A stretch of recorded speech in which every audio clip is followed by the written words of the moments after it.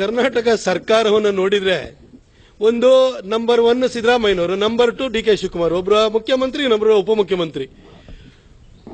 ಮುಖ್ಯಮಂತ್ರಿ ತಾಲಿಬಾನಿ ಸರ್ಕಾರ ನಡೆಸ್ತಾ ಇದ್ದಾರೆ, ಉಪಮುಖ್ಯಮಂತ್ರಿ ಗೂಂಡಾರಾಜ್ ನಡೆಸ್ತಾ ಇದ್ದಾರೆ. ಅಲ್ಲ, ನಟ್ಟು ಬೋಲ್ಟು ಟೈಟ್ ಮಾಡ್ತೀವಿ. ನೀನು ಕರ್ನಾಟಕ ನಿಮ್ದೇನು ರಿಯಲ್ ಎಸ್ಟೇಟ್ ಆಸ್ತಿನ ಸರ್? ಡಿ ಕೆ ಶಿವಕುಮಾರ್ ಅವರೇ, ಯಾರ್ದು ನಟ್ಟು ಬೋಲ್ಟು ಟೆಸ್ಟ್ ಮಾಡ್ತೀರಿ? ಯಾವ ಹೋರಾಟ ಮಾಡಿದ್ರಿ ನೀವು?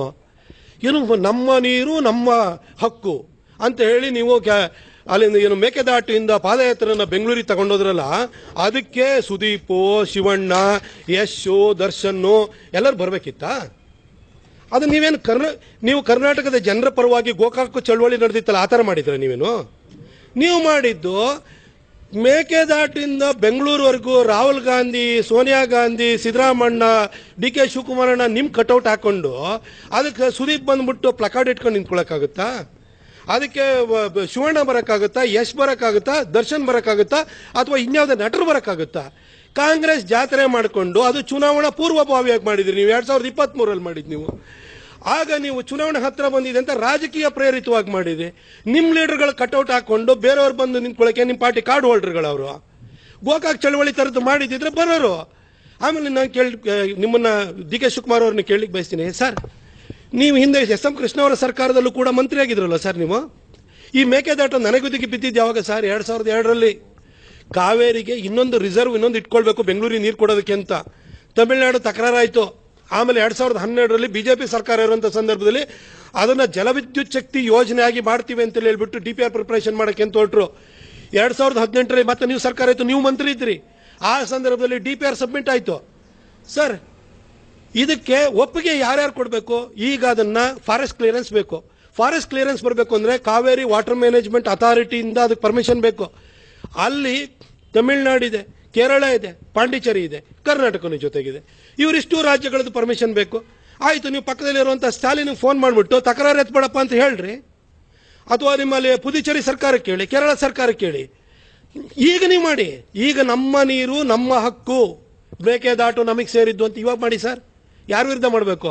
ಸ್ಟಾಲಿನ್ ವಿರುದ್ಧ ಮಾಡಬೇಕಾಗುತ್ತೆ, ಕೇರಳ ಸರ್ಕಾರದ ವಿರುದ್ಧ ಮಾಡಬೇಕಾಗುತ್ತೆ, ಹಾಗೂ ಪುದುಚೇರಿ ಸರ್ಕಾರದ ವಿರುದ್ಧ ಮಾಡಬೇಕಾಗುತ್ತೆ. ಇವತ್ತು ಮಾಡಿ ಸರ್, ನಾನು ಬರ್ತೀನಿ ಸರ್. ನಾ ಬಿಜೆಪಿ ಕಾರ್ಯಕರ್ತನಾಗಿ ನಿಮ್ಮ ಯಾರು ಸೋನಿಯಾ ಗಾಂಧಿ, ರಾಹುಲ್ ಗಾಂಧಿ ಫೋಟೋ ಇಟ್ಕೊಳ್ಳದಲ್ಲೇ ಇದು ರಾಜ್ಯದ ಹಿತದೃಷ್ಟಿಯಿಂದ ನೀವು ಮಾಡಿ.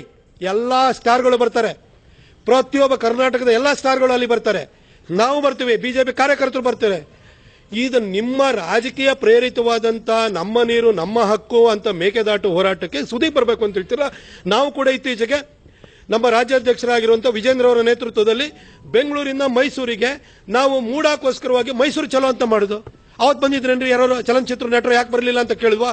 ಮೈಸೂರನ್ನ ಉಳಿಸ್ಬೇಕು, ಮೂಡ ಉಳಿಸ್ಬೇಕು ಅಂತ ನಾವು ಹೊರಟಿದ್ದು. ಅದು ಪೊಲಿಟಿಕಲ್ ಪ್ರೋಗ್ರಾಮ್ ಅದು. ಅದಕ್ಕೆ ಹೆಂಗ್ರಿ ಬೇರೆ ಪಾರ್ಟಿಯವರು ಬರೋಕ್ಕಾಗುತ್ತೆ ಅಥವಾ ಬೇರೆ ನಟರು ಬರೋಕ್ಕಾಗುತ್ತೆ?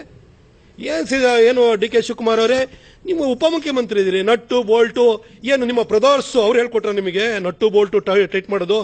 ಅವ್ರ ಬ್ರದರ್ಸ್ ಅದೇ ಮಾಡ್ತಾರಲ್ವಾ? ಅದನ್ನ ಹೇಳ್ಕೊಂಬಿಟ್ಟು ನೀವು ನಟ್ಟು ಬೋಲ್ಟು ಟೈಟ್ ಮಾಡ್ತೀವಿ ಅಂದ್ರೆ ಬ್ರದರ್ಸನ್ ಬಿಟ್ಟು ಟೈಟ್ ಮಾಡ್ತೀರಿ ಅಂತ ಹೇಳ್ತೀರಾ ಸರ್? ಇದು ಭಾಷೆ ಅಲ್ಲ ಸರ್. ಇದು ನಿಮಗೆ ಅಧಿಕಾರ ಕೊಟ್ಟಿದ್ರೆ ಹುಲಿ ಏರಿದಿರಿ, ಅಧಿಕಾರ ಇಳಿದಾದ್ಮೇಲೆ ಹುಲಿಗೆ ಜನ ಗೌರವ ಕೊಡ್ತಾ ಇರೋದು. ಕೆಳಗಿಳಿದ ಕೂಡ ಹುಲಿನೇ ನಿಮ್ಮನ್ನು ತಿಂದಾಕ್ಬಿಡುತ್ತೆ. ದಯವಿಟ್ಟು ಅಧಿಕಾರದಲ್ಲಿ ಇರುವಾಗ ದರ್ಪವನ್ನು ತೋರಿಸ್ಬೇಡಿ. ಕನ್ನಡ ಸಿನಿಮಾ ಆಕ್ಟರ್ಗಳ ಬಗ್ಗೆ ಮಾತಾಡಬೇಡಿ.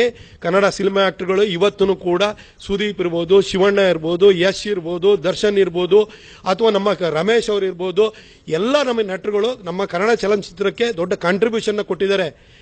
ನೀವು ಮಾಡೋ ಯಾವುದೋ ಪ್ರೋಗ್ರಾಮಿಗೆ ಬಂದಿಲ್ಲ ಅಂತ ಹೇಳಕ್ ಹೋಗ್ಬೇಡಿ. ನೀವು ಬೇರೆ ಬೇರೆ ಭಾಷೆಗಳಿಗೂ ಹೋಗ್ಬಿಟ್ಟು ನಮ್ಮ ಕನ್ನಡದ ನಟರು ಒಳ್ಳೆ ಕೆಲಸನ ಮಾಡಿದ್ದಾರೆ. ಇತ್ತೀಚೆಗೆ ಡಾಲಿ ಧನಂಜಯ ಅವರು ಬಂದರು ಕೂಡ ಬೇರೆ ಬೇರೆ ಭಾಷೆನಲ್ಲೂ ಕೂಡ ಹೋಗಿ ಪರ್ಫಾರ್ಮ್ ಮಾಡಿ ಸೈ ಅನ್ಸ್ಕೊಂಡಿದ್ದಾರೆ. ಇದನ್ನೆಲ್ಲ ನಮ್ಮ ಕನ್ನಡದವ್ರನ್ನ ನಾವು ಅಪ್ರಿಷಿಯೇಟ್ ಮಾಡಬೇಕು. ನಿಮ್ದು ಯಾವುದೋ ಪೊಲಿಟಿಕಲ್ ಕಾರ್ಯಕ್ರಮಕ್ಕೆ ಬರಲಿಲ್ಲ ಅಂದ್ಕೊಳ್ಳೆ ನಟ್ಟು ಬೋಲ್ಟು ಟೈಟ್ ಮಾಡ್ತೀವಿ, ನೀವು ಶೂಟಿಂಗ್ ಮಾಡೋದಕ್ಕೆ ನಾವು ಪರ್ಮಿಷನ್ ಒಂದು ಹೇಳ್ಬಿಟ್ರೆ ಸಾಕು ನಿಲ್ಲಿಸ್ಬಿಡ್ತಾರೆ ಅಂತ ಏನು ಶಾಶ್ವತವಾಗಿ ನೀವೇ ಇರ್ತೀರಾ? ನೀವೇ ಇದ್ರ 2023ವರೆಗೂ ನಿಮ್ಮದು ಟೈಮ್ ಮುಗೀತದೆ, ನಿಮ್ಮದು ಮುಗೀತದೆ, ಆನಂತರ ಬೇರೆಯವ್ರು ಬರ್ತಾರೆ.